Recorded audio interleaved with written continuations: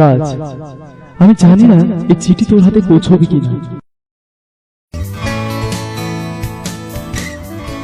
Thanks. কি ব্যাপার রবি, তোমাকে এমন বিষণ্ণ দেখাচ্ছে কেন? আর যদি পৌঁছয় তখন আমার অবস্থান কোন পথে আমি জানি না। ভাগ্য এক অদৃশ্য বিষয় যেখানে মানুষের কোনো হাত নেই। আমার চোখের সামনে আজ অনেক প্রশ্ন।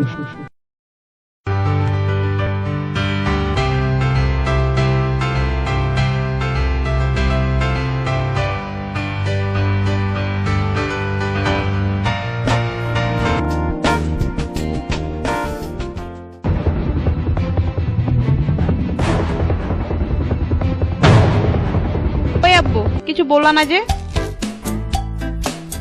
অ্যানির বাবা তোকে কি বললো সেদিন? তোর কথা শুনে ভালোবাসা থেকে বিরত থাকা হয়তো আমার অসম্ভব ছিল না, কিন্তু আমার বিবেককে আমি উত্তর দিতে পারতাম না। আমি এক দিঘারা পথে যাচ্ছি, জানি না সেখান থেকে ফিরবো কি। আজ কেমন জানি তোর কথা খুব মনে পড়ছে।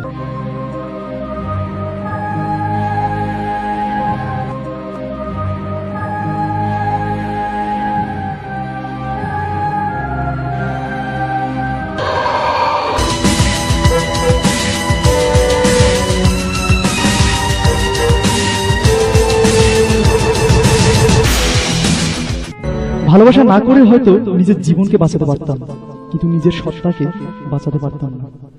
রাজ, তুই খুব ভালো ছেলে, আমি তোকে খুব ভালোবাসি। মিছি বন্ধু।